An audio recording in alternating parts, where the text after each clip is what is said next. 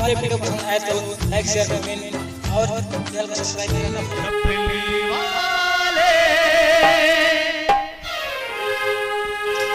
जरा डफली बजा मेरी गुंगरू बुलाती है,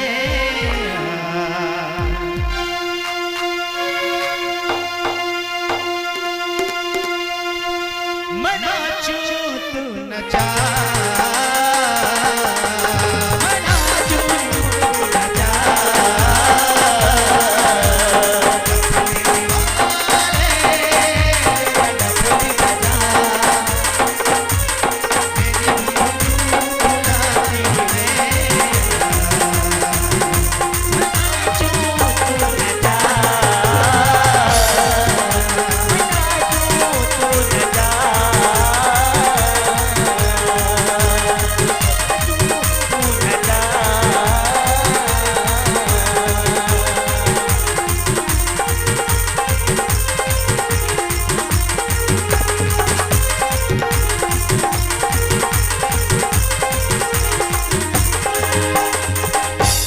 मंत्री जी। हाँ महाराज,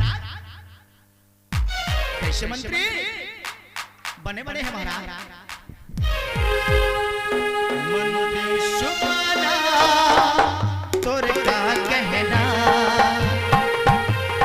अच्छा तो है मोर शहर नगारिया, खुशी तो है दाई दीदियों भैया, खुशी तो है दाई दीदियों भैया, मंत्री सुबाना तोरे का कहना, अच्छा तो है मोर शहर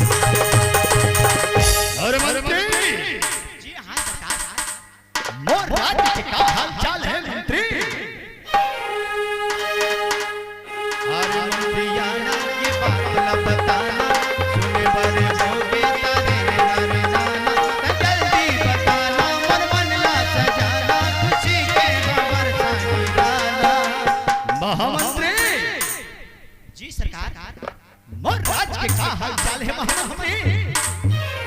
बने बने हैं महाराज, सबो प्रजा जन बने बने हैं। मंत्री सुबाना तोरे का कहना, अच्छा तो है मोर शहर नगारिया, खुशी तो है दाई दीदियों भैया,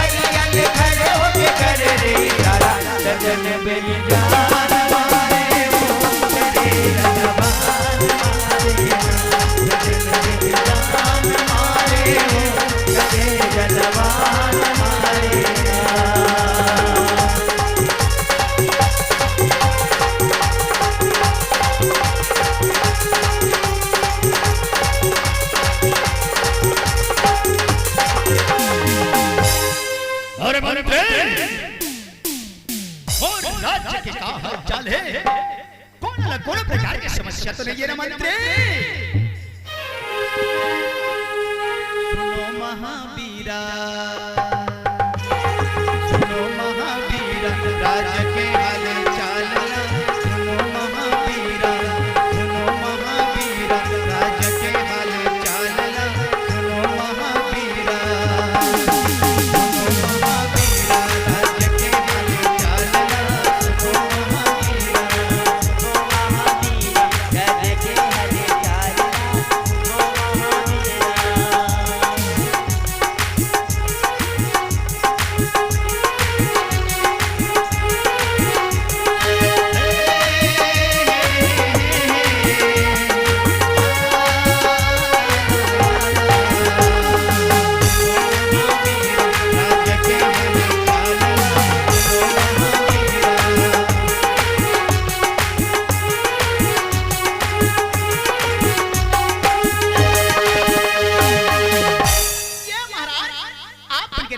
सुधरे महाराज, कोनो न कोनो प्रकार के समस्या नहीं है महाराज, अति प्रसन्न है महाराज।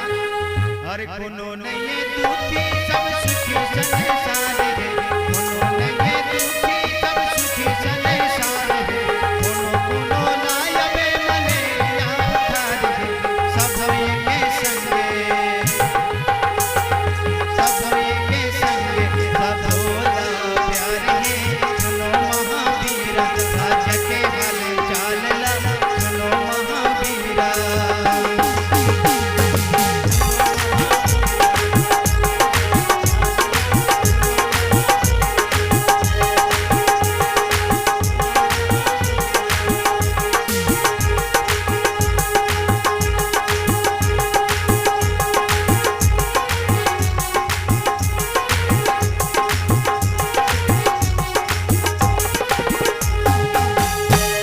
ये महाराज आपन के राज्य के सभी नर नारी अति आनंद जीवन यापन करत है महाराज, लेकिन महाराज लेकिन क्या महामंत्री, लेकिन महाराज आपन के राज्य में बहुत मलेरिया बीमारी फैली से और थोर थोर जनता मला खबर साल भर अनाज नहीं पूरा थे महाराज।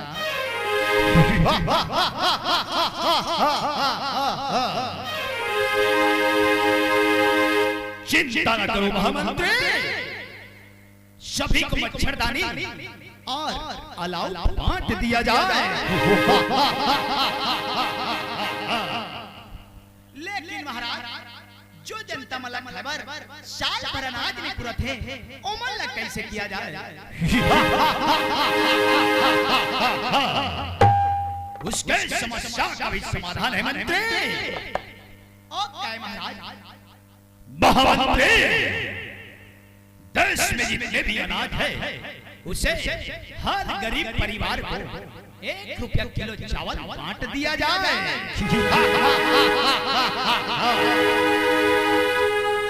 लेकिन महाराज इसमें हमारे राज्य को घाटा है, ना किलो है ना वजन बताने का घाटा है। नहीं महाराज घाटा है। महामंत्री, एक चीज घाटे में तो सभी चीज मुनाफे में, एक वस्तु का दाम बढ़ा दो, बाकी का गिरा दो। वाह महाराज, आप तो महाज्ञानी हैं। हाँ महामंत्री, मन मन में प्रसन्न हो गया रतनपुर राजा, खुशी के मारे बाजे ढोल नगाड़ा बाजा। मन मन में प्रसन्न हो गया रतनपुर राजा,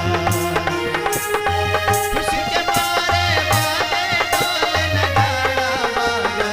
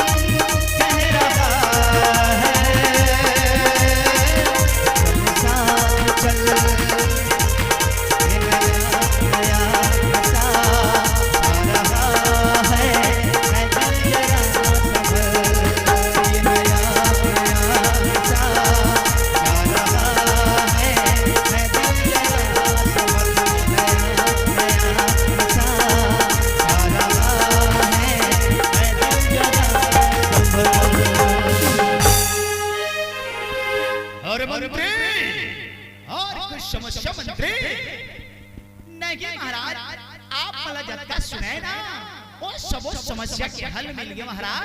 आत्मा में तो सब प्रजाजन कुशल मंगल हो जाए महाराज। लेकिन महाराज एक समस्या है, 1 रुपया किलो चावल दे दे तो सबो जन कोढ़िया नहीं हो जाए का। बोल बिंदावन में हिलाल कीजिए तो भैया देखा रतनपुर के राजा रत्नाकर जो हैं कैसे मंत्री के समस्या के समाधान करते हैं और कहते हैं कि मंत्री तो समस्या के तो समाधान होगी। आओ महू भी रतनपुर के राजा रत्नाकरों, आओ मोर राजा के शौक है कि नृत्य कर देखते सही तो जा तो परिमल वाला खिलान दे कहते हैं। कैसे परिमल आते हैं ये दृश्य आपके समक्ष